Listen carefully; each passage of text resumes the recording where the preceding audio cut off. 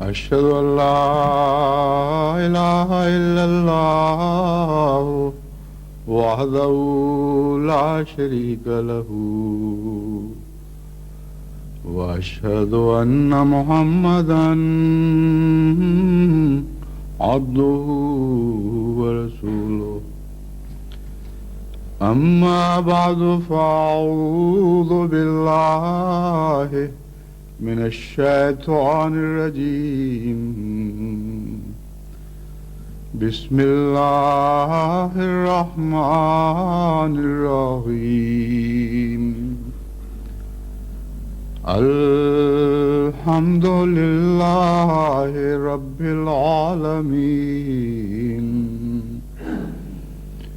الرحمن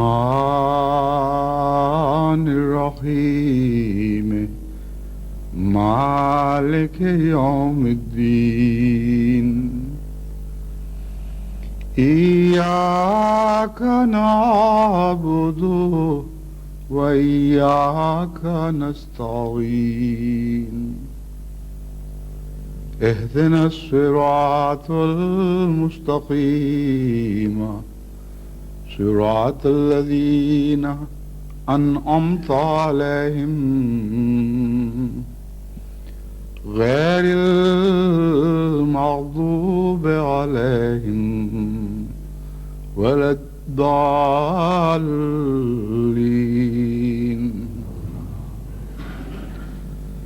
تسبح له السماوات السبع والأرض ومن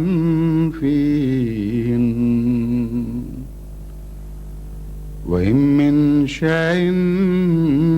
إلا يسبح بحمده ولكن لا تفقهون تسبيحهم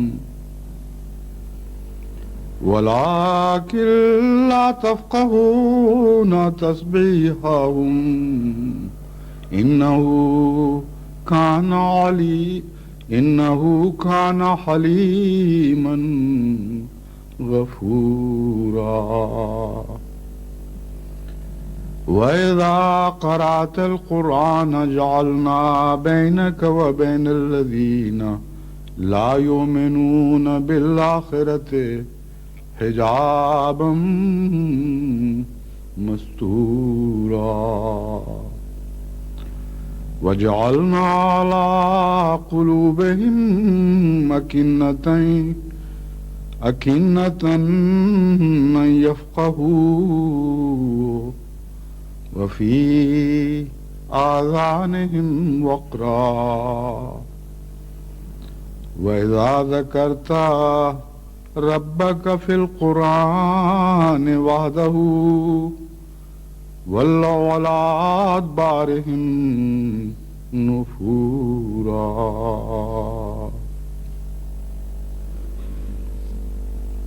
یہ 3 آیات جن کی میں نے تلاوت کی ہے یہ سورہ اسراء جس کا دوسرا نام بنی اسرائیل بھی ہے اس سے لی گئی ہیں. آیات نمبر 45, 46 اور 47. اگر بسم اللہ شامل کر لی جائے جیسا کہ ہمارے ہاں رواج ہے اور قرآن کریم میں بسم اللہ کا نمبر شامل کیا جاتا ہے تو پھر 46, 47 اور 48 یا نہیں 45 یہی ہے. بسم اللہ کے بغیر 44, 45 اور 46 نمبر ہوگا. ان آیات کا ترجمہ یہ ہے کہ اللہ ہی کی تسبیح کرتے ہیں 7 آسمان اور زمین اور جو کچھ بھی ان میں ہے,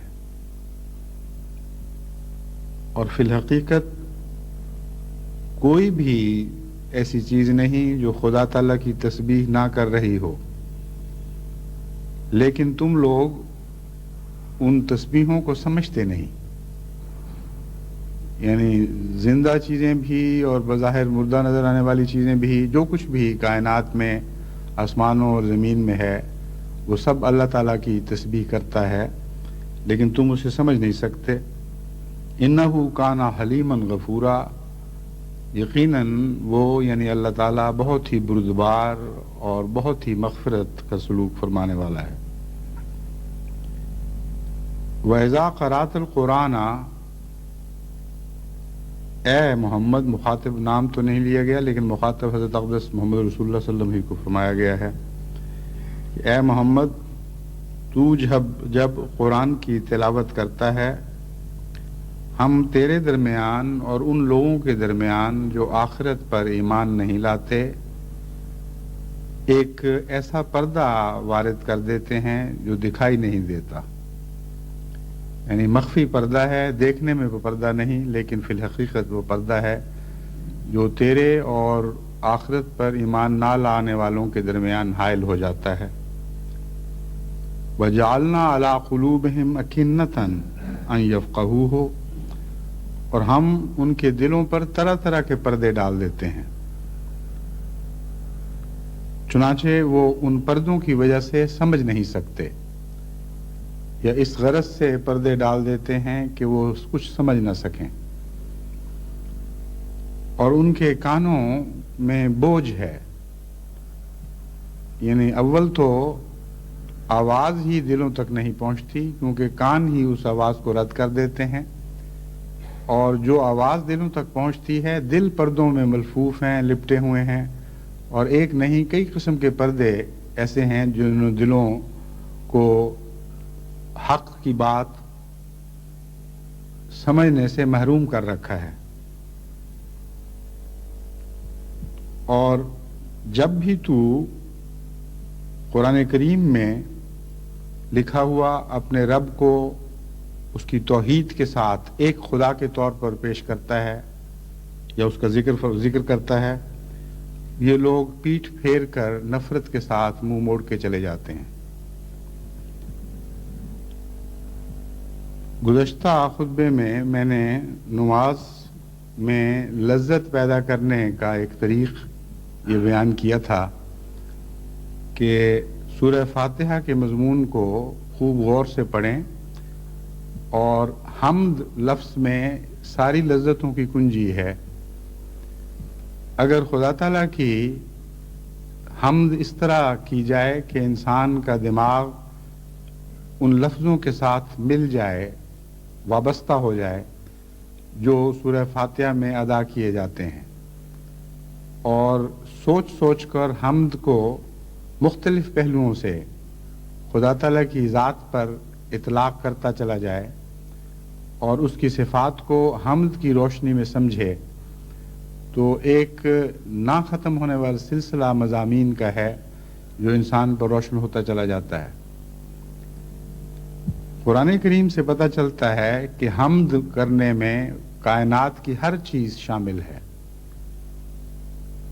صرف جانداروں ہی کا ذکر نہیں فرمایا گیا بلکہ ہر وہ چیز جو آسمانوں میں یا زمین میں ظاہر یا مخفی طور پر موجود ہے وہ سب خدا تعالیٰ کی حمد کر رہی ہوتی ہے۔ فرمایا لیکن تم اس کو سمجھتے نہیں ہو۔ اس ضمن میں چند اور پہلوؤں سے احباب جماعت پر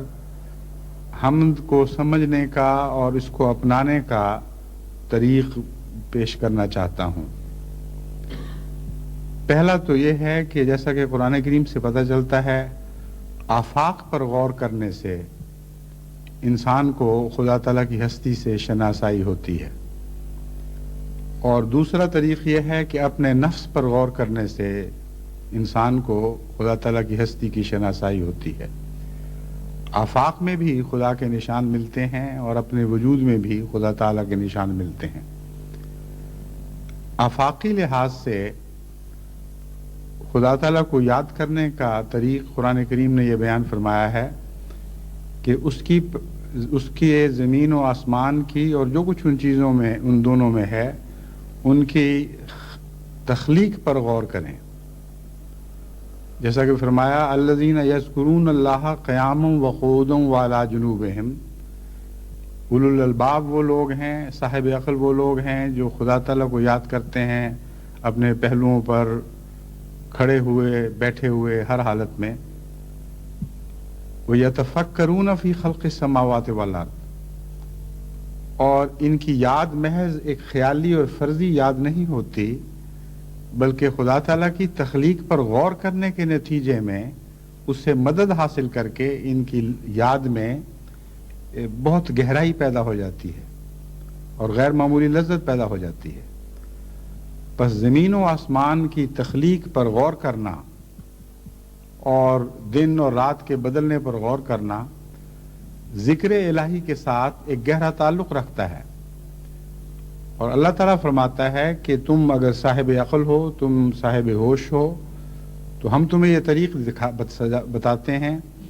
کہ ہمیں یاد کرنے کے لیے ہماری تخلیق پر غور کیا کرو، اور جب تم ہماری تخلیق پر غور کرو گے تو ہم سے اس طرح تمہاری شناسائی ہو جائے گی، ایسا گہرا تعلق پیدا ہو جائے گا کہ عاشق کی طرح تم خود بخود ہمیں یاد کرنے لگو گے، اور پھر دن رات یاد کرو گے، لیٹے ہوئے اپنے پہلوؤں پر اس وقت بھی ہمیں یاد کرو گے، اٹھتے چلتے پھرتے بیٹھتے، گویا کہ ہر حالت میں ہم تمہیں یاد رہیں گے۔ یہ طریق ہمیں سمجھایا گیا، اور جہاں غور کرنے کے لیے نصیحت فرمائی وہاں یہ بھی ساتھ بتا دیا کہ تم اکیلے نہیں ہو حمد میں، جن چیزوں پر تم غور کر کے ان سے مدد لیتے ہوئے ہمیں یاد کرتے ہو، ہر وہ چیز جس پر تم غور کرو گے وہ خود ہماری یاد میں مصروف ہے اور ہماری یاد میں محو ہے اور ہماری تسبیح کر رہی ہے۔ یہ مضمون اتنا وسیع ہو جاتا ہے یاد کرنے والوں کا کہ ساری کائنات کا ذرہ ذرہ اللہ تعالیٰ کے ذکر میں مشغول اور محو دکھائی دیتا ہے، لیکن اس کے باوجود انسان جسے سب سے زیادہ عقل دی گئی ہے، سب سے زیادہ ناسمجھ ہے۔ لا تفقہون، تم ان کی تسبیح کو سمجھتے ہی نہیں۔ کیسا تم غور کر رہے ہو کہ نہ خدا تعالیٰ کی کائنات پر غور کر کے خدا کی یاد تمہارے دل میں پیدا ہوتی ہے، نہ جن چیزوں پر غور کرتے ہو یہ سمجھ سکتے ہو کہ وہ کیوں ان باتوں میں مصروف ہیں جو تمہیں دکھائی تو دیتی ہیں مگر سمجھ نہیں آتی۔ اس کے بعد اگلی آیت کا تعلق بظاہر اس مضمون سے نہیں لیکن فی الحقیقت اسی سے ہے اور اسی کی اگلی کڑی ہے، لیکن وہ میں بعد میں بیان کروں گا۔ اب میں اس مضمون کے پہلے حصے کو ذرا زیادہ کھول کر بیان کرتا ہوں۔ انگلستان میں آج کل بدھ کے روز رات کو جو زندگی کی مختلف شکلیں ہیں ان سے متعلق ڈیوڈ ایٹنبرا کی فلمیں دکھائی جا رہی ہیں۔ ڈیوڈ ایٹنبرا ایک بایولوجسٹ ہے جو اس فن میں غالباً آج تمام دنیا کے زندہ لوگوں میں سب سے زیادہ ماہر ہے کہ مختلف جانوروں کی زندگی کے حالات کو فلمائے، یعنی ویڈیو کے ذریعے، اور پھر ان کی ایسی حالتوں میں ان کو پکڑ لے کہ جو عام طور پر نظر سے اوجھل رہتی ہیں، اور اس طریق پر پھر پیش کرے کہ جس کے نتیجے میں ایک حیرت انگیز منظم زندگی کا نقشہ ہمارے سامنے ابھرتا ہے، اور مختلف پہلوؤں کو وہ لیتا ہے اور ان پہلوؤں سے تعلق رکھنے والے مختلف جانوروں کی فلمیں پھر اکٹھی کر دیتا ہے، اور ایک وسیع نظر میں آپ کو کسی زندگی کے ایک پہلو پر مختلف جانوروں کی وجہ قدر اشتراک دکھائی دینے لگتی ہے۔ اس کی میں مثال آپ کو دوں گا تو پھر آپ کو بات سمجھ میں آ جائے گی۔ یہ وہ لوگ ہیں جنہوں نے خدا تعالیٰ کی تخلیق پر غور کیا ہے اور بہت سے گہرے رازوں سے پردے اٹھائے ہیں، مگر کم ان میں سے وہ خوش نصیب ہیں جو اس کے نتیجے میں ذکر الہی کی طرف متوجہ ہوتے ہیں۔ وہ ان چیزوں کو دیکھ تو رہے ہیں لیکن ان پر یہ آیت صادق آتی ہے کہ تم سمجھتے ہی نہیں ان کی تسبیح کو، کیونکہ تمہارا اپنا مزاج تسبیح کا نہیں ہے، نہ تم یہ سمجھتے ہو کہ یہ کیا حرکتیں کر رہے ہیں اور کیوں خدا کی تسبیح کرتے ہیں اور کیسے تسبیح کرتے ہیں۔ نہ تمہارا اپنا ذہن اس طرف منتقل ہوتا ہے کہ یہ تو حیرت انگیز خدا تعالیٰ کی تخلیق کے کرشمے ہیں. جس طرح ایک مصور کے شاہکار کو دیکھ کر ذہن وہیں نہیں اٹکا رہتا بلکہ مصور کی طرف منتقل ہوتا ہے اور اس کی تعریف کی طرف دل مائل ہوتا ہے. بین ہی یہی نتیجہ کائنات پر غور کرنے کا نکلنا چاہیے تھا، اور جب بھی خدا تعالیٰ کی نئی نئی صنعتیں اور حیرت انگیز تخلیق کے کارنامے ہمارے سامنے آتے، اسی حد تک اسی شناسائی کے معیار کے مطابق ہمیں اللہ تعالیٰ کے ذکر میں مصروف ہو جانا چاہیے تھا. مگر قرآن کریم فرماتا ہے کہ تم دیکھتے تو ہو لیکن تم سمجھتے نہیں ہو. کچھ یہ تو بڑا دلچسپ مضمون ہے. میں اگرچہ مجھے اتنا وقت نہیں ملتا کہ میں اس قسم کی فلمیں سب دیکھ سکوں، بعض دیکھ لیتا ہوں اور بعض کے متعلق ہمارے عبدالباقی ارشد صاحب کا بیٹا نبیل ہے، اس کو میں کہہ دیتا ہوں، وہ میرے لیے وہ تیار کر لیتا ہے، ریکارڈ کر کے مجھے پھر بعد میں بھجوا دیتا ہے. اور بہت سی میں نے ربوہ اس غرض سے بھی بھجوائیں کہ وہاں کی نئی نسلوں میں جو فلمی گانوں کے شوق اور بیہودہ فلمیں دیکھنے کے شوق پیدا ہو رہے ہیں، وہ یہ کچھ دیکھیں جن کا قرآن کریم میں ذکر آتا ہے، جن کے متعلق توجہ دلائی گئی ہے کہ ان چیزوں کو دیکھو، ان پر غور کرو، اور پھر تمہیں خدا تعالیٰ سے محبت پیدا کرنے کے لیے کوئی کوشش نہیں کرنی پڑے گی، از خود تمہارے دل میں خدا کی محبت موجیں مارنے لگے گی اور بے اختیار ذکر میں محو ہو جاؤ گے، اور تسبیح از خودرو چشموں کی طرح تمہارے دل سے پھوٹنے لگے گی. مگر چند بھجوائی ہوں گی، بہت سی ایسی ہیں، میرا خیال ہے کہ انشاءاللہ اور بھی اکٹھی کر کے تو وہاں بھی بھجوائی جائیں، اور باقی افریقہ وغیرہ کے ممالک میں بھی ایسی فلمیں بھجوائی جانی چاہیے، اور بچپن ہی سے بچوں کو دکھا کر ان کے مضامین سے ان کو شناسائی کروانی چاہیے. اب میں آپ کے سامنے مثالیں رکھتا ہوں کہ کس طرح یہ شخص خدا تعالیٰ کی طرف سے غیر معمولی طور پر ایک صلاحیتیں عطا کیا گیا ہے، اور نہایت ہی اعلیٰ طریق پر یہ ان مضامین کو ہم سے روشناس کراتا ہے، جبکہ کسی اور سائنسدان کو میں نے اس حکمت اور عقل اور گہرائی کے ساتھ ایسی فلمیں بناتے ہوئے نہیں دیکھا. ایک مضمون ہے آپس میں جانور ایک دوسرے سے کس طرح اپنے مطالب بیان کرتے ہیں، کس طرح ایک دوسرے سے رابطے پیدا کرتے ہیں. اس ضمن میں اس نے مختلف ذرائع کو خصوصیت سے اختیار کیا، اور پھر ایک ایک ذریعے سے تعلق رکھنے والے مختلف جانوروں کی مثالیں پیش کر کے یہ مضمون کھول کے سامنے رکھا. اس وقت صاف دکھائی دینے لگتا ہے کہ ایک حیرت انگیز خلاق عظیم ہے جس نے باقاعدہ ایک نظام کے تابع یہ حیرت انگیز کائنات پیدا فرمائی ہے.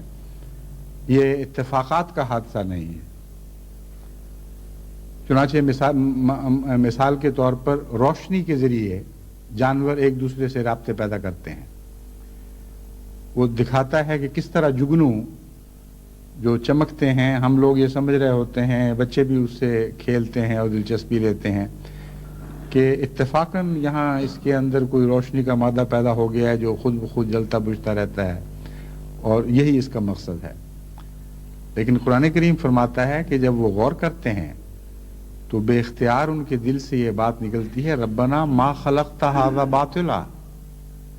اے خدا تو نے یہ چیزیں باطل اور بے مقصد پیدا نہیں فرمائی. تو یہی بات جو باطل نہیں پیدا فرمائی، یہاں تک تو یہ دنیا کے سائنسدان پہنچنے لگے ہیں. خدا کرے اس سے اگلا قدم بھی اٹھا لیں،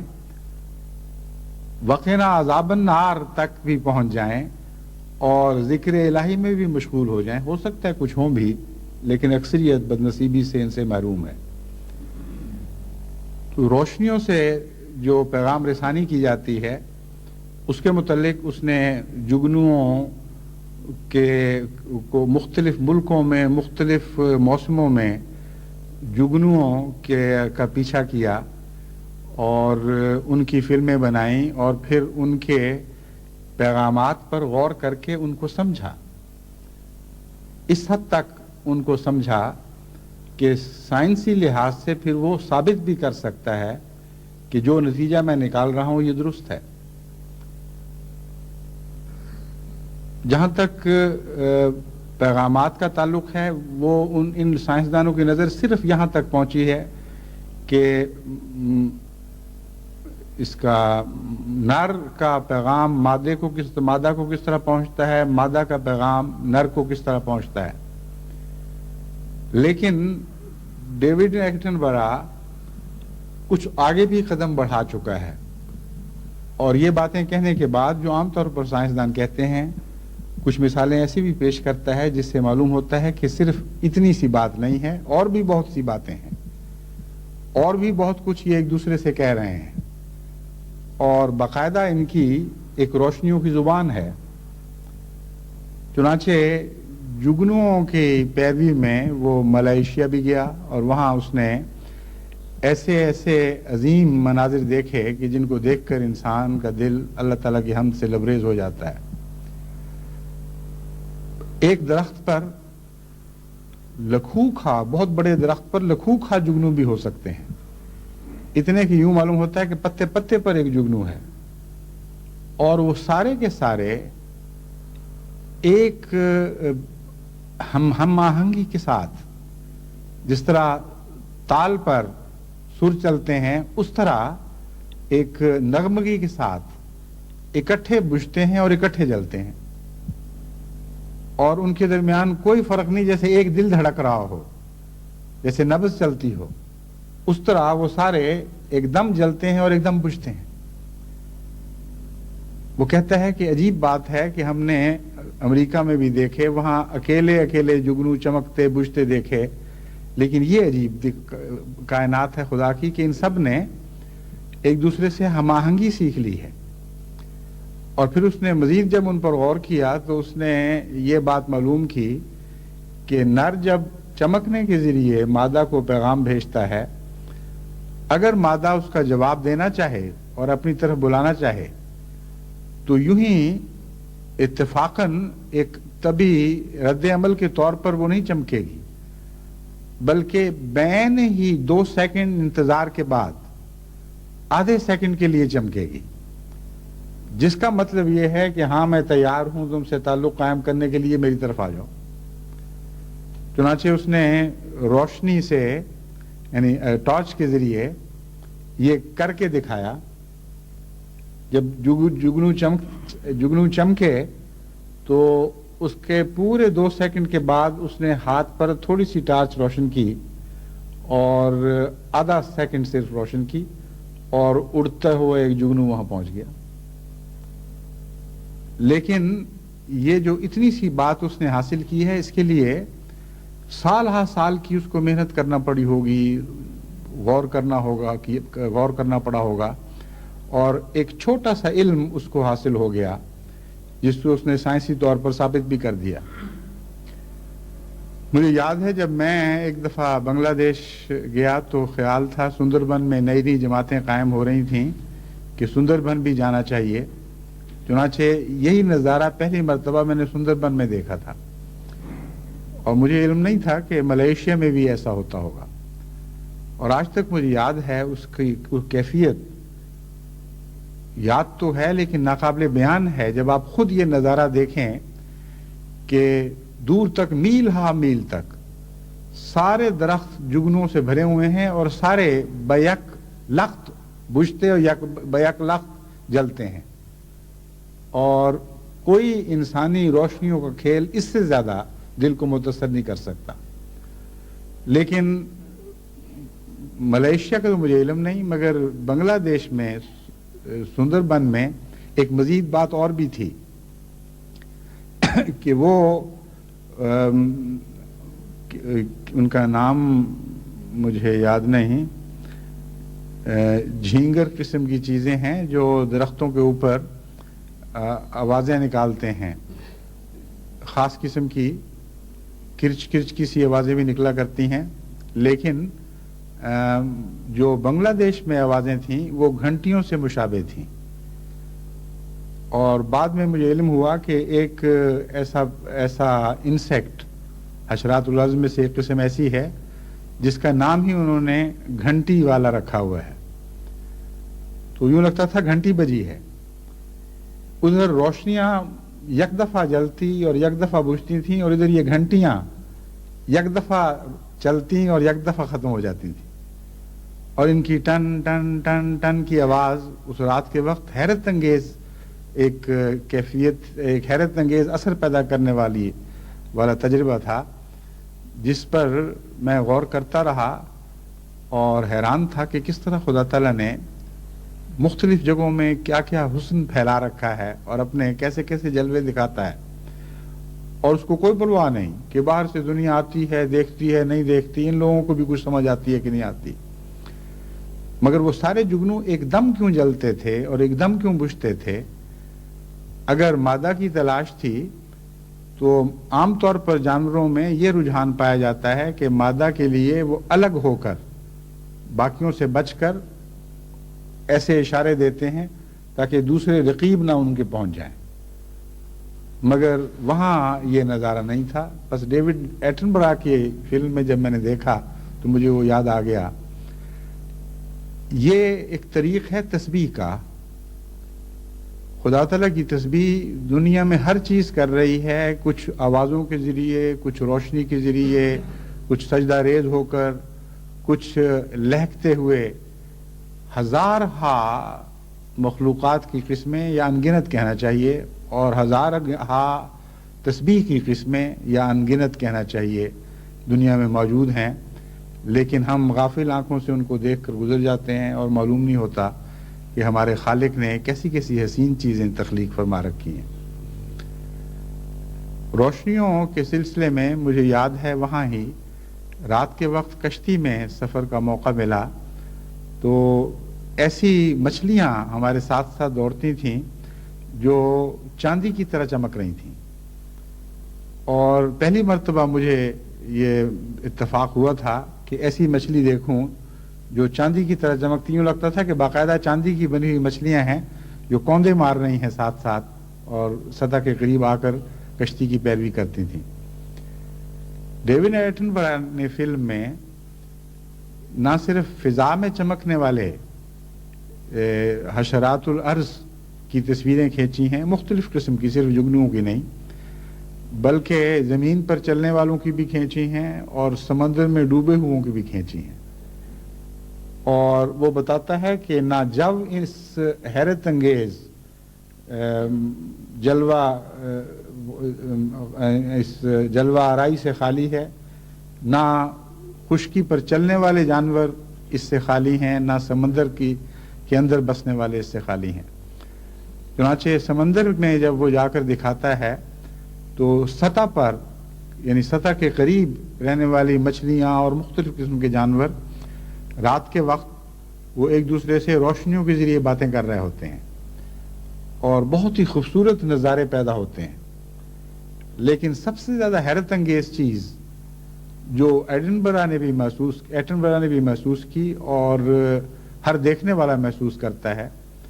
वो ये है कि समंदर की तह में इतनी गहराई पर, जहाँ समंदर के पानी का बोझ इतना बढ़ जाता है कि फ़िज़ा के अंदर जो बोझ है जिसमें हम ज़िंदगी बसर करते हैं उससे 50 गुना से भी ज़्यादा हो जाता है। यानी इतना बोझ है कि अगर एक इंसान बग़ैर किसी मशीनी सहारे के, बग़ैर ख़ास किस्म के खौत पहने हुए नीचे चला जाए तो उस बोझ से पिचक कर इस तरह चिपट के फैल जाए और बिखर जाए जिस तरह उसके ऊपर कई टन वज़न डाल दिया जाए, शायद उससे भी ज़्यादा वज़न हो, क्योंकि 50 गुना फ़िज़ाई वज़न से ज़्यादा वज़न हो जाता है नीचे जाकर। वहाँ डेविड एटनबरा ये तमहीद कायम करता है कि मैं जब ख़ास किस्म की कश्ती में बैठकर कैमरे वगैरह लेकर नीचे गया تو اول تو یہ بھی نہیں سوچ سکتا تھا انسان کہ اس نے اتنے حیرت انگیز دباؤ کے نیچے کوئی زندگی پل سکتی ہے. لیکن مزید حیرت اس بات پر ہے کہ وہاں روشنی کا کوئی اشارہ بھی نہیں پہنچتا، کوئی نور کی کوئی ایک اچٹی ہوئی کرن بھی وہاں داخل نہیں ہو سکتی، کیونکہ اوپر کی سطح کا پانی اس کو جذب کر لیتا ہے، اور مکمل تاریکی کا اگر کہیں کوئی تصور ہے تو وہ نیچے ہے، کلیتاً بالکل ایک تاریک دنیا ہے. کہتا وہاں جب ہم نیچے پہنچے اور دکھاتا ہے وہ فلم، تو وہاں ہمیں ایسی حیرت انگیز مچھلیاں دکھائی دیں، ہر قسم کے مختلف جانور چلتے پھرتے دکھائی دیے، جن کا آپس میں گفتگو کا ذریعہ روشنی تھا. بس اس انتہائی اندھیرے میں بھی خدا نے مخلوق کو روشنی کے ذریعے ایک دوسرے سے گفتگو کرنے کا سلیقہ سکھایا ہوا ہے، اور ملکہ عطا کر رکھا ہے، وہ اعضاء عطا کر دیے ہیں جن کا بنانا آج کے سائنسدان کے بھی اختیار میں نہیں کہ اس طرح اس کو بنا کر ان کے جانوروں کے اندر وہ رکھ دے، اور وہ ایسے حیرت انگیز طریق پر کارفرما ہوں کہ اس کو سمجھنا بھی انسان کے لیے ایک امر محال ہے، یعنی اس مسئلے کو حل نہیں کر سکتا. وہ جو ٹارچیں نیچے خدا نے بنا رکھی ہی ہیں مختلف قسم کی مچھلیوں کے لیے، وہ ہمارے جس طرح بلب تعلق رکھتے ہیں بٹنوں کے ساتھ، مرضی سے جلائے بجھائے جا سکتے ہیں، اسی طرح جانوروں کی مرضی پر وہ روشنیاں ہیں،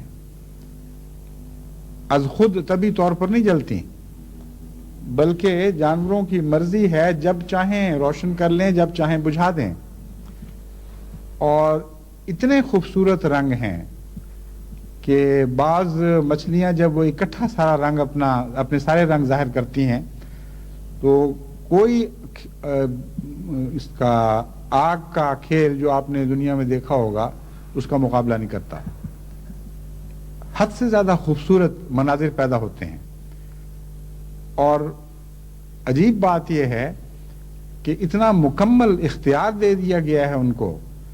کہ اگر وہ چاہیں تو اپنے آدھے جسم کو روشن، ایک طرف کے آدھے جسم کو روشن کریں، اگر چاہیں تو دوسری طرف کے آدھے جسم کو روشن کریں. چنانچہ وہ دوستوں کا جوڑا جو یہ پسند نہیں کرتا کہ لوگوں کو پتہ چلے کہ ہم دوستی کر کے اکٹھے پھر رہے ہیں، ان کی تصویر اس نے اس طرح لی ہوئی ہے کہ ان کا وہ پہلو جو ایک دوسرے کی طرف ہے وہ خوبصورت اور چمک رہا ہے، اور دوسرا پہلو بالکل تاریک ہے. اور اگر ان کا رخ بدل دیں تو وہ دوسرا جو ایک دوسرے کے سامنے پہلو آئے گا وہ روشن ہو جائے گا، اور جو دوسری طرف چلا جائے گا وہ بجھ جائے گا. اور ان کے اندر چھوٹے چھوٹے قمقمے سے بھی لگے ہوئے ہیں مختلف شکلوں میں، جب چاہیں وہ ان کو روشن کر لیں. تو روشنیوں کے ذریعے گفت و شنید کا ایک نظام خدا تعالیٰ نے قائم کر رکھا ہے، اور وہ صرف مذکر اور مؤنث یا نر مادہ کے درمیان گفت و شنید کا ذریعہ نہیں، بلکہ وہ ایک دوسرے کو مختلف حالتوں میں مختلف کیفیات بتانے کے لیے روشنیوں کے ذریعے پیغام بھیجتے ہیں. لیکن ابھی پوری طرح ان کے حالات کو انسان سمجھ نہیں سکا. اول تو یہ کہ بہت مشکل کام ہے، دوسرا یہ کہ سائنسدانوں کا جب ایک طرف دماغ چل پڑے تو عادت پڑ جاتی ہے، ہر بات کا وہی نتیجہ نکالتے ہیں. اتنی سی بات سمجھ آ گئی کہ مرد اور عورت میں آپس میں تعلق ہوتا ہے تو ہر اشارے کا یہ مطلب نکالنے لگ جاتے ہیں. حالانکہ خدا تعالیٰ کی کائنات وسیع ہے. وَلَا يُحِيطُونَ بِشَيْءٍ مِّنْ عِلْمِهِ إِلَّا بِمَا شَاءَ. وہ تو خدا کی کسی چیز کا کسی چیز کے ایک چھوٹے سے پہلو کا بھی احاطہ نہیں کر سکتے، الا بما شاء، مگر جس کی خدا توفیق بخشے، جتنا چاہے ان کو علم عطا فرما دیتا ہے. تو خدا تعالیٰ نے قرآن کریم میں جو ہمیں یہ بتایا کہ تم کائنات میں خدا تعالیٰ کی تخلیق پر غور کیا کرو اگر اولو الالباب ہو. فرمایا اولو الالباب یہی کرتے ہیں، صاحب علم و عقل غور کرتے رہتے ہیں کہ خدا تعالیٰ نے کائنات کیسے بنائی ہے، کیا کیا نظام اس میں رکھے ہوئے ہیں، کس طرح خدا تعالیٰ کی صفات اس کائنات میں جلوہ گری کرتی ہیں، اور جب وہ یہ دیکھتے ہیں تو ذکر الہی پیدا ہوتا ہے اس سے، اور یہی عقل کی تعریف ہے۔ نہ اکیلا ذکر الہی کو معنی رکھتا ہے جس میں عقل شامل نہ ہو۔ آنکھیں بند کر کے آپ کسی کی تعریف کرتے رہیں، آپ کو پتہ ہی نہ ہو کہ تعریف کس چیز کی کر رہے ہیں، اس کو ذکر کہنا ہی حماقت ہے۔ اور چیز دیکھ رہے ہیں مگر تعریف پیدا نہیں ہو رہی، صاحب حمد کی طرف ذہن نہیں جا رہا، یہ بھی ایک اندھا پن ہے۔ تو عقل کی نشانی یہ ہے کہ ان دونوں چیزوں میں امتزاج ہو جائے، یہ دونوں چیزیں ایک دوسرے کے ساتھ وابستہ ہو جائیں، اور پھر خدا تعالیٰ کی عجیب شان آپ کو ہر جگہ دنیا میں پھیلی ہوئی دکھائی دے گی، جیسا کہ اس آیت میں بیان فرمایا ہے، تسبح لہ السماوات السبع والارض ومن فیہن وإن من شیء الا یسبح بحمدہ ولکن لا تفقہون تسبیحہم، کہ دیکھو اسی کی تعریف کر رہے ہیں سارے آسمان، یعنی 7 آسمان اور زمین اور جو کچھ ان میں ہے، اور کوئی بھی ایسی چیز نہیں جو ہمیشہ خدا تعالیٰ کی حمد اور تسبیح میں مصروف نہ ہو، مگر تم سمجھتے نہیں ہو۔ پھر آوازوں کے ذریعے جو ایک دوسرے سے جانور باتیں کرتے ہیں، ان کے متعلق ہمیں اتنا تو علم ہے کہ ہم یعنی انسان ایک دوسرے سے اس طرح باتیں کرتے ہیں، لیکن جانوروں کے متعلق ہم یہی سمجھتے ہیں کہ صرف 1-2 ایسے اشارے ہیں خوف کے یا حرص کے، جو وہ اپنی چیخوں کے ذریعے یا بے ہنگم آوازوں کے ذریعے ایک دوسرے کو سمجھانے میں کامیاب ہو جاتے ہیں۔ مگر امر واقعہ یہ ہے کہ جب جانوروں کی زندگیوں پر غور تحقیق کی جائے اور ان کی آوازوں کو سمجھنے کی کوشش کی جائے تو بہت کچھ اور بھی معلوم ہونے لگتا ہے۔ آج کل کے زمانے میں سائنسدانوں نے اس علم کی طرف توجہ کی ہے اور معلوم کرنا شروع کیا ہے کہ پرندے جب آوازیں نکالتے ہیں تو کیا صرف خوف کی آواز ہی ہے یا اور بھی باتیں ہیں کچھ۔ چنانچہ ان کو پتہ چلا کہ صرف خوف کی یا امید کی باتیں نہیں، بلکہ اور بھی اشارے اپنی آوازوں میں وہ کرتے ہیں، لیکن چونکہ ہمارے سننے کی جو ویو لینگتھس ہیں، یعنی ارتعاش کے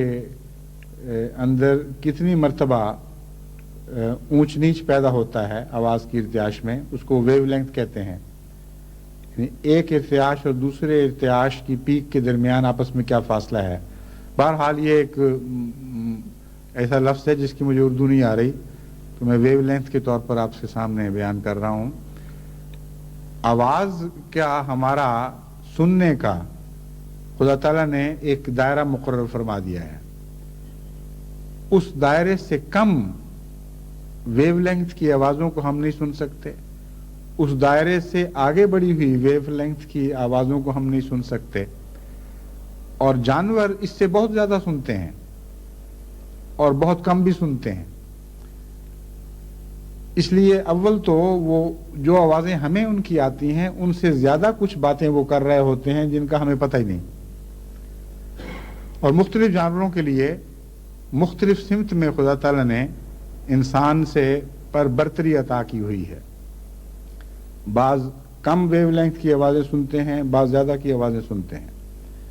مگر جو کچھ آوازیں وہ نکالتے ہیں ان میں بہت کچھ مضامین بھی بیان ہو رہے ہوتے ہیں۔ چنانچہ قرآن کریم میں جب ہم نے بچپن میں پہلی مرتبہ یہ پڑھا کہ حضرت سلیمان کو پرندوں کی اور جانوروں کی زبان سکھائی گئی تھی، تو حیرت بھی ہوتی تھی اور ذہن زیادہ ان پریوں جنوں کی کہانیوں کی طرف منتقل ہو جایا کرتا تھا جن سے یہ معلوم ہوتا تھا کہ انسانوں کی طرح باقاعدہ باتیں کر کے ایک دوسرے کو اپنا مضمون سمجھاتے ہیں۔ لیکن بعد میں جب سائنس کی مدد سے ان باتوں پر غور کیا تو معلوم ہوا کہ حضرت سلیمان علیہ الصلوۃ والسلام کو اللہ تعالیٰ نے بہت ہی غیر معمولی حکمت عطا کی تھی، اور وہ ان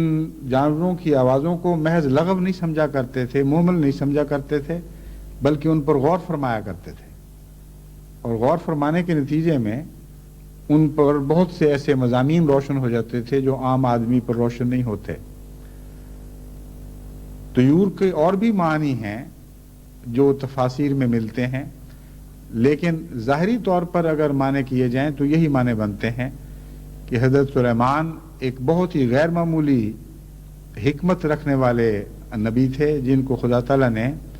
عام نبوت کی باتوں کے علاوہ بھی بہت سی حکمت کی باتیں بتائی تھیں، اور ان میں ایک ان کا یہ شوق بھی تھا کہ جانوروں کے اشاروں سے، ان کی حرکتوں سے، ان کی آوازوں سے معلوم کریں کہ وہ کیا کہنا چاہتے ہیں۔ اس مضمون پر بھی ڈیوڈ ایٹنبرا نے ایک بہت ہی دلچسپ فلم بنائی ہے، یہ ایک سے زائد بنائی ہوں گی، مجھے ایک دفعہ ایک دیکھنے کا موقع ملا،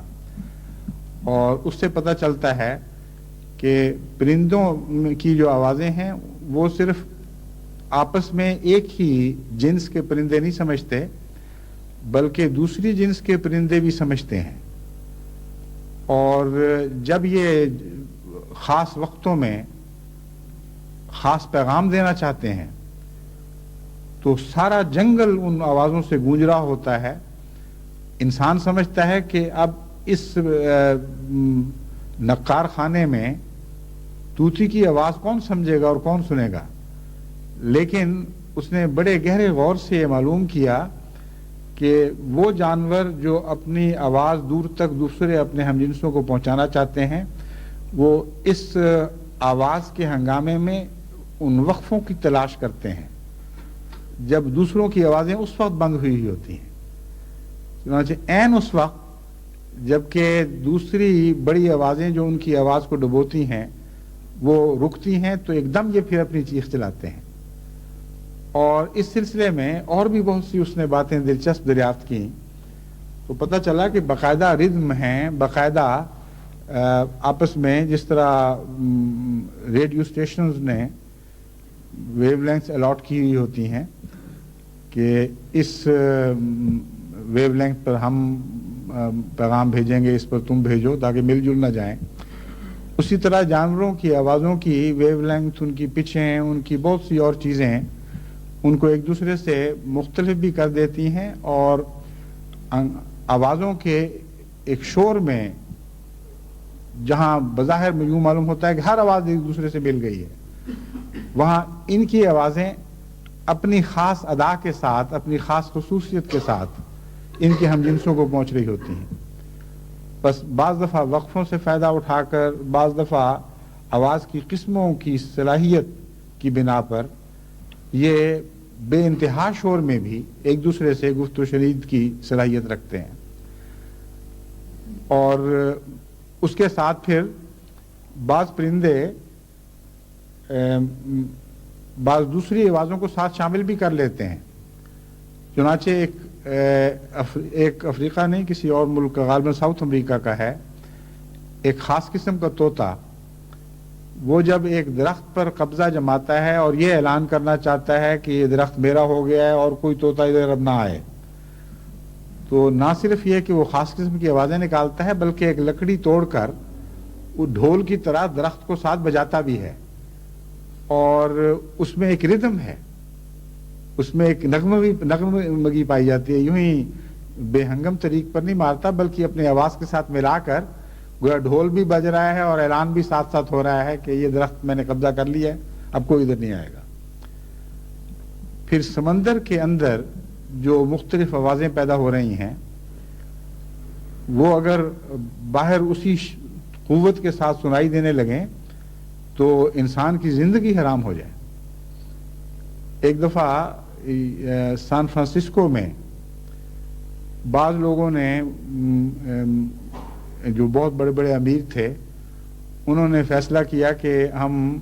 ہاؤس بوٹ میں رہا کریں، زیادہ مزہ آئے گا،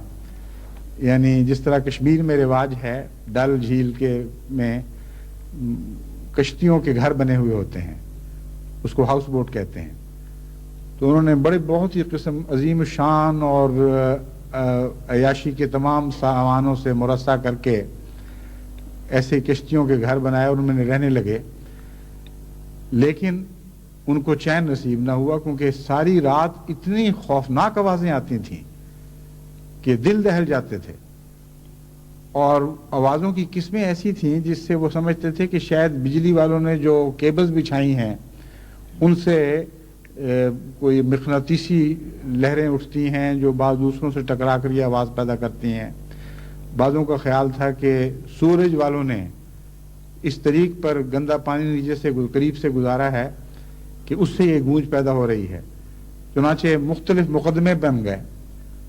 کوئی بجلی کی کمپنی پہ بن گیا، کوئی کمیٹی پہ بن گیا کہ تم نے سورج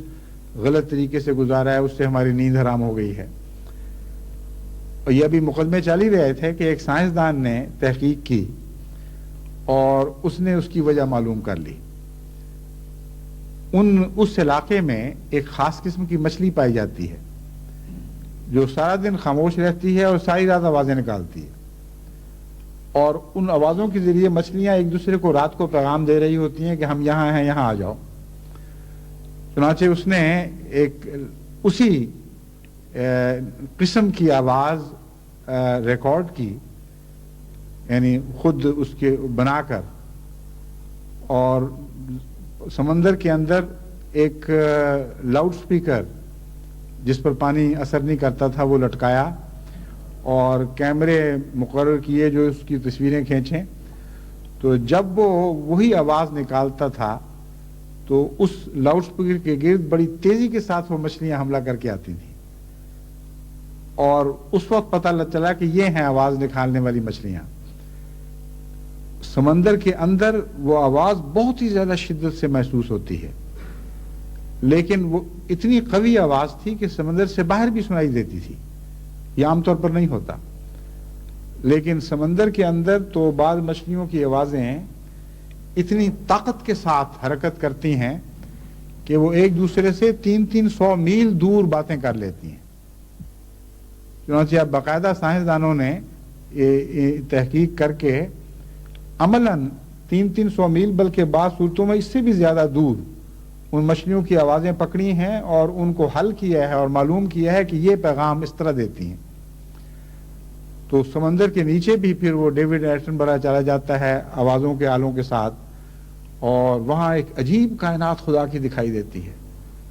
اس قدر شور بپا ہے، اس قدر ہنگامہ ہے کہ بظاہر ہمارے کان کچھ بھی نہیں سن رہے، کوئی آواز نہیں آ رہی، لیکن سمندر کی دنیا اس طرح بول رہی ہے، اس طرح باتیں کر رہی ہے کہ جس طرح ہمارے ہاں کہتے ہیں نا مچھی ہٹے میں چلے جاؤ تو شور و غل بپا ہوا ہوتا ہے، کچھ سمجھ نہیں آتی کو کیا کہہ رہا ہے۔ اگر ان سب کی آوازیں انسان سمجھنے لگے اور انسان سننے لگ جائے تو اس کو تو اس کے سمجھنا تو کیا درکنار، اس کے کان کے پردے پھٹ جائیں، کیونکہ اتنی طاقتور آوازیں ہیں کہ انسان ان کا متحمل ہی نہیں ہو سکتا۔ بس اللہ تعالیٰ جب فرماتا ہے کہ ہم نے کانوں پر پردے ڈالے ہیں جن کو تم دیکھتے نہیں ہو اور دیکھ سکتے نہیں ہو، تو امر واقعہ یہ ہے کہ خدا تعالیٰ نے ایسے پردے بنا رکھے ہیں، یعنی ظاہری دنیا میں بھی وہ پردے بنے ہوئے ہیں جن کو ہم دیکھ نہیں سکتے۔ ویو لینتھ بدلنے کے نتیجے میں ایک پردہ بن گیا، آپ خاص قسم کی آوازیں سنتے ہیں، بعض دوسری قسم کی آوازیں سن ہی نہیں سکتے، ورنہ اگر سنتے تو اپنی آوازیں سننے کی بھی اہل نہ رہتے۔ اس قدر طاقتور آوازیں ہیں، اتنا زبردست شور ہے کہ پردوں کے پرخچے اڑ جائیں۔ بس خدا تعالیٰ نے پردے رکھے ہوئے ہیں حفاظت کی خاطر، لیکن بدنصیب لوگ وہ ہیں جو ان پردوں سے کے نتیجے میں حق سے محروم رہ جاتے ہیں۔ خدا تعالیٰ نے جو پردے بنائے ہیں وہ خاص مقاصد کے لیے بنائے ہیں۔ اب روحانی دنیا میں بھی جب ہم پردوں کی بات کرتے ہیں تو اللہ تعالیٰ کے قائم کیے ہوئے پردے کچھ مسالے رکھتے ہیں، لیکن بدنصیب لوگ ان پردوں کے نتیجے میں حق بات سے محروم رہ جاتے ہیں۔ پردے اس لیے خدا تعالیٰ نے عطا کیے انسان کو تاکہ گندی باتوں سے بچے، لغو باتوں سے بچے، ان چیزوں سے بچے جو خدا سے دور لے جاتی ہیں۔ یہ تھا استعمال پردے بنانے کی، یہ حکمت تھی۔ اس لیے بنایا تو خدا ہی نے ہے، مگر انسان جب چیزوں کے غلط استعمال کرنے لگتا ہے تو وہ چیز جو فائدے کی خاطر بنائی جاتی ہے وہ نقصان کا موجب بن جاتی ہے۔ بس جہاں بھی آپ یہ پڑھتے ہیں کہ ہم نے ایسا کیا، ہم نے پردے بنائے، ہم نے فاصلے حائل کیے، روکے پیدا کی، تو نعوذ باللہ اس کا یہ مطلب نہیں ہے کہ اللہ تعالیٰ نے شر پہنچانے کے لیے ایسا کیا۔ مراد یہ ہے کہ خدا تعالیٰ نے کہ قانون نے بعض مصلحتوں کی وجہ سے بعض چیزیں بنا رکھی ہیں، بعض روکیں پیدا کرنے کی صلاحیت انسان کو بخشی ہے۔ آنکھیں بند کر سکتا ہے، یہ بھی اس کی نعمت ہے۔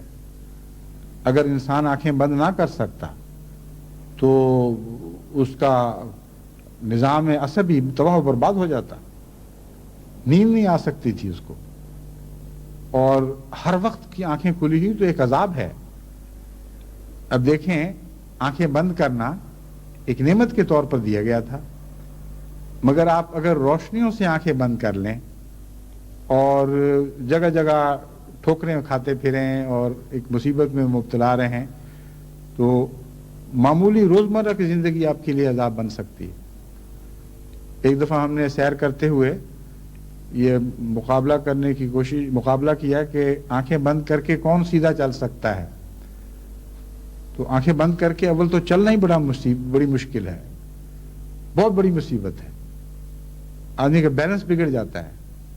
دوسرے رخ کا پتہ ہی نہیں چلتا۔ چنانچہ جب میں اور میری بچیاں ساتھ تھیں، ہم نے کہا ہم آنکھیں بند کر کے سیدھا چلنے کی کوشش کرتے ہیں، جب میں نے کہا آواز دوں گا ہاں، اس وقت آنکھیں کھولنا، تو جب میں نے آواز دی تو کوئی کسی طرف نکلا ہوا تھا، کوئی کسی طرف نکلا ہوا تھا، اور کوئی اس سے پہلے ہی کسی جگہ ٹھوکر کھا کے تو سفر بند کر چکا تھا۔ تو اب آنکھیں بند کرنا ایک نعمت ہے، مگر غلط جگہ آنکھیں بند کرنا تو نعمت نہیں، وہ تو ایک مصیبت بن جاتی ہے، روزمرہ کی زندگی انسان نہیں گزار سکتا۔ تو اللہ تعالیٰ فرماتا ہے کہ ہم نے پردے بنا رکھے ہیں جو خاص مقاصد کے لیے بنائے گئے ہیں، مگر یہ بد نصیب ایسے ہیں کہ پردے غلط جگہوں پہ استعمال کرتے ہیں، بعض پہلوؤں سے وہ تیز نظر رکھتے ہیں، بعض پہلوؤں سے کچھ بھی نہیں دیکھ سکتے۔ بد نصیبی سے ایسے پردے مسلمان علماء کی آنکھوں پر بھی ہیں، وہ بعض چیزیں وہ نہیں دیکھ سکتے۔ اور عجیب حالت ہے کہ جس قرآن کریم نے یہ عظیم راز ہمیں سمجھائے، ایسے عظیم راز جو دنیا کی اور کسی کتاب میں نہیں ملتے،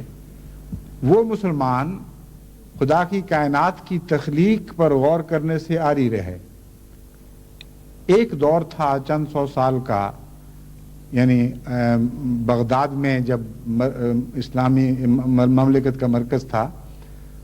جس میں سائنسدانوں نے بڑی ترقی کی ہے، اس میں کوئی شک نہیں،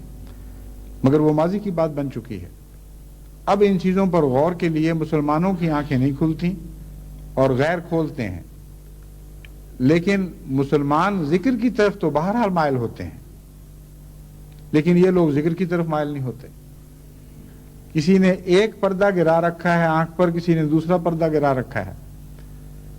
اور جہاں تک دلوں کی کیفیت کا تعلق ہے، خدا تعالیٰ فرماتا ہے دلوں پر تو ہم نے کئی قسم کے پردے بنا رکھے ہیں، ایک نہیں بہت سے پردے ہیں جو حائل ہو جاتے ہیں۔ یہ جو مضمون ہے اس سے متعلق میں پھر انشاءاللہ کسی وقت بیان کروں گا، اب وقت زیادہ ہو رہا ہے۔ میں اب دوسری آیت کی طرف آ کر آپ کو مختصراً اس کا پہلی آیت سے تعلق بنا کر دکھاتا ہوں۔ یہ تعلق تو ہے لیکن دکھانا چاہیے کہ کیا تعلق ہے۔ مان اس مضمون کو چھوڑ کر خدا تعالیٰ یہ فرماتا ہے، یعنی بظاہر چھوڑ کر،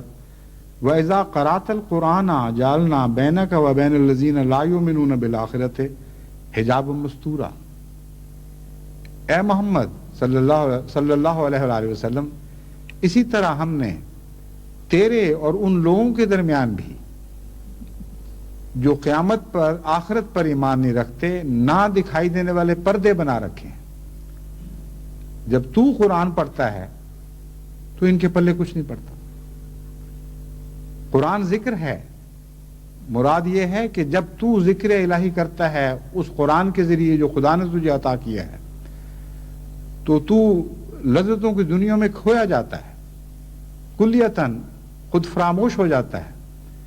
لیکن یہ لوگ جو سن رہے ہیں ان کو کچھ سمجھ نہیں آ رہی ہوتی، ہم نے ایسے پردے بنا رکھے ہیں گویا ان کی سننے کی ویو لینتھ ہی اور ہے۔ اور عملاً روحانی دنیا میں مختلف ویو لینگتھس ہیں، مختلف قسموں کی آوازیں ہیں جو صاحب عرفان سمجھ سکتے ہیں اور جن کو عرفان نصیب نہ ہو وہ نہیں سمجھ سکتے۔ تو دیکھیے قرآن کریم نے ان دو انتہاؤں کو کس طرح چھوٹی سی آیات میں بیان فرما دیا۔ ایک طرف انسان کی یہ بدنصیبی اس کو دکھائی کہ ہر چیز تسبیح کر رہی ہے، تم سے نیچے جتنی مخلوقات ہیں وہ سب تسبیح اور حمد میں مصروف ہیں، مگر تمہیں دیکھنے کے باوجود ان کی تسبیح سنائی نہیں دیتی اور سمجھ نہیں آتی کہ وہ کیا کہہ رہے ہیں اور کس طرح کر رہے ہیں۔ اور خود تم اپنی ذات میں بھی تسبیح اور حمد سے ایسے غافل ہو گئے ہو کہ جب خدا تعالیٰ کی حمد بیان کرنے والا ایسا آیا جو سب دنیا میں حمد بیان کرنے والوں سے آگے بڑھ گیا، جب خدا تعالیٰ کی تسبیح کرنے والا ایسا وجود ظاہر ہوا کہ اس جیسا کبھی نہ پہلے پیدا ہوا تھا نہ آئندہ پیدا ہو سکتا ہے، یعنی محمد مصطفیٰ صلی اللہ علیہ وآلہ وسلم، جس کے متعلق فرمایا کہ ذکر الرسولہ وہ مجسم ذکر الہی ہے، تم اس کی باتوں سے کھلا کھلا ذکر الہی سنتے ہو اور تب بھی تمہارے اور اس کے درمیان پردے پڑے ہوئے ہیں۔ بس کائنات میں سب سے زیادہ اندھا جانور انسان بن جاتا ہے اس صورت میں، نہ خود تسبیح اور حمد کا سلیقہ، نہ دوسروں کو دیکھ کر وہ کچھ سیکھتا ہے اور ان کی سمجھ بھی نہیں آتی۔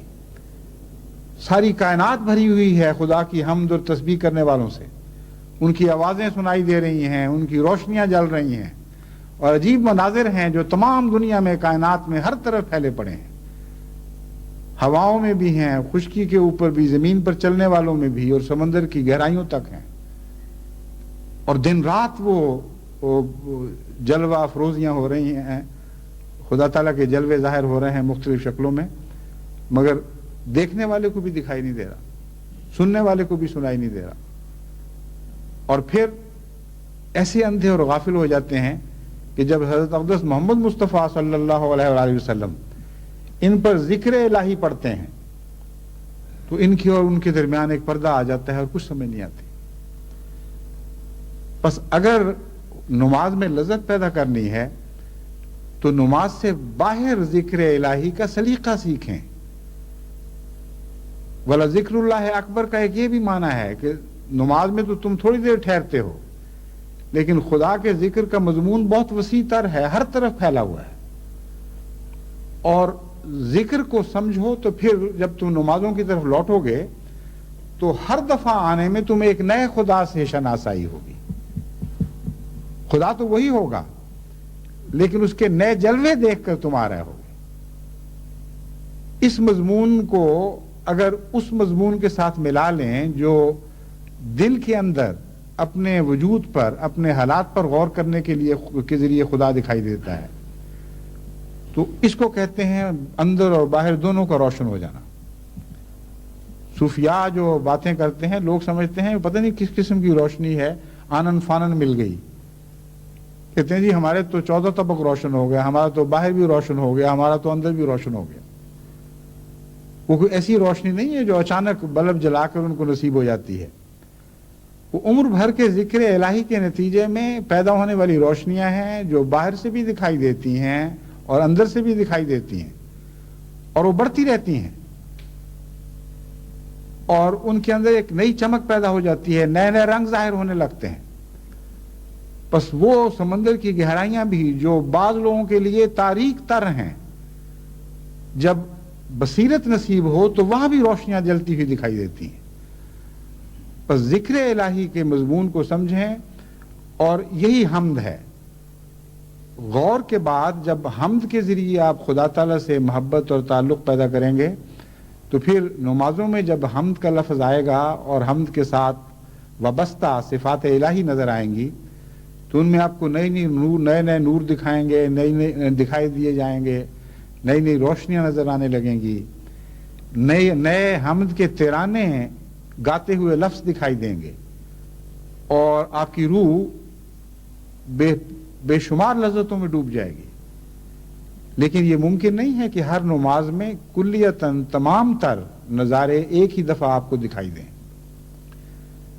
عادت ڈالنی پڑے گی، رفتہ رفتہ تھوڑی تھوڑی حسب توفیق۔ ہر دفعہ جب نماز پڑھیں تو کچھ تو سوچیں خدا کی حمد کی بات جو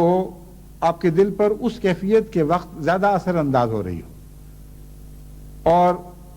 چاہے آدھا منٹ ٹھہریں، چاہے 1 منٹ ٹھہریں، اس مضمون کو ایسے حقیقی حمد کے مضمون سے باندھ کر آگے چلیں جو آپ نے محسوس کیا، میں زبان سے ادا نہ کیا جا رہا ہوں۔ بس جب الحمدللہ رب العالمین کہتے ہیں تو جتنے نظارے میں نے آپ کو بتائے ہیں یہ ربوبیت ہی کی تو نظارے ہیں، تمام جہانوں کا رب ہے، اور کیسی کیسی صنعتیں اس نے پیدا کر رکھی ہیں، اور ان کا عشر اشیر بھی ابھی ہمیں پتہ نہیں چلا، بلکہ ہزارواں، لاکھواں، کروڑواں حصہ بھی ہم پر ابھی روشن نہیں ہوا۔ لیکن جو کچھ بھی ہم نے دیکھا حیرت انگیز پایا۔ اس طرح آپ کا علم بڑھتا ہے تو خدا کی حمد بڑھتی چلی جاتی ہے، اس کا شعور بڑھتا چلا جاتا ہے۔ پھر اپنے نفس اور اپنے دل پر غور کریں، اپنی زندگی پر غور کریں، روزمرہ کے تجارب پر غور کریں، خدا تعالیٰ کے احسانات پر غور کریں، تو جتنا جتنا آپ غور کریں گے اتنا اتنا آپ کی نمازیں لذتوں سے بھرنی شروع ہو جائیں گی۔ اللہ تعالیٰ ہمیں اس کی توفیق عطا فرمائے۔ میں سمجھانے کی کوشش کرتا ہوں، لیکن ایسے عجیب مضامین ہیں کہ جن کا سمجھانا بھی مشکل ہے، لیکن یہ میں یقین دلاتا ہوں کہ ایک ہی علاج ہے، اور صرف ایک ہی، کہ ایاک نعبد و ایاک نستعین کے دروازہ کھول کر ذکر الہی میں داخل ہوں۔ ایاک نعبد، ہم صرف تیری ہی عبادت کرتے ہیں یا تیری ہی عبادت کریں گے، مگر کس طرح؟ ایاک نستعین، تجھ سے ہی مدد مانگتے ہوئے۔ اگر تیری مدد نصیب نہ ہو تو ہم نہیں کر سکتے۔ میں نے آپ کو بتایا تھا کہ یہاں عبادت میں حمد کا مضمون داخل ہے۔ سچی حمد کے بغیر عبادت کا حق ہو ہی نہیں سکتا، اور سچی حمد نہ ہو عبادت کے ساتھ تو ایاک نستعین کی دعا قبول نہیں ہو سکتی، کیونکہ حمد کا قبولیت دعا سے گہرا تعلق ہے۔ چنانچہ اسی مضمون کو رکوع سے اٹھتے وقت جو ہم کلمہ کہتے ہیں وہ کھول دیتا ہے۔ وہ کلمہ یہ ہے، سمع اللہ لمن حمدہ، اللہ اس کی سنتا ہے جو اس کی حمد کرتا ہے۔ ایاک نعبد و ایاک نستعین میں ہمیں یہی تو بتایا گیا تھا کہ خدا سے عرض کرو کہ ہم تیری عبادت کرتے ہیں، اس لیے تجھے ہی سناتے ہیں کہ اے خدا ہماری مدد کو آ، ہماری دعا قبول کر۔ لیکن عبادت حمد سے خالی نہیں ہونی چاہیے، ورنہ یہ دعا نا مقبول ہو جائے گی۔ اس مضمون کو سمع اللہ لمن حمدہ نے کھول دیا کہ اللہ سنتا ضرور ہے، مگر ان کی سنتا ہے جو اس کی حمد کرتے ہیں، حمد کے ذریعے تعلق قائم ہوتا ہے۔ پس خدا سے حمد کا تعلق قائم کریں، اپنی روزمرہ کی زندگی میں یہ تعلق بڑھائیں، پھر عبادت میں جب اس کے حضور حاضر ہوں گے تو آپ کو ہر عبادت کے وقت ایک قریب تر آیا ہوا خدا دکھائی دے گا، جس کے بہت سے تعلقات آپ سے قائم ہو جائیں گے۔ جتنی حمد آپ سوچیں گے اتنے ہی محبت کے رابطے خدا تعالیٰ سے بڑھنے شروع ہو جائیں گے۔ اللہ تعالیٰ ہمیں اس کی توفیق عطا فرمائے۔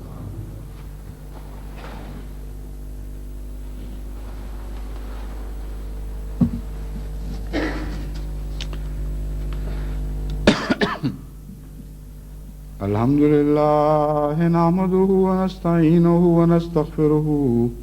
ونؤمن به ونتوكل عليه ونعوذ بالله من شرور أنفسنا ومن سيئات أعمالنا من يهده الله فلا مضل له ومن يضلله فلا هادي له ونشهد أن لا إله إلا الله وحده لا شريك له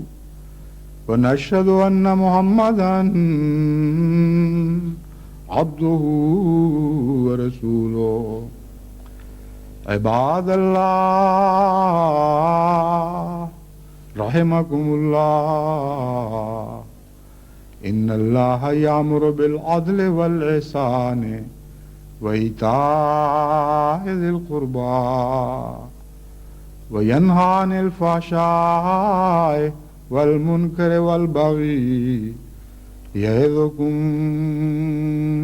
لعلكم تذكرون اذكروا الله يذكركم وادعوه يستجب لكم ولذكر الله أكبر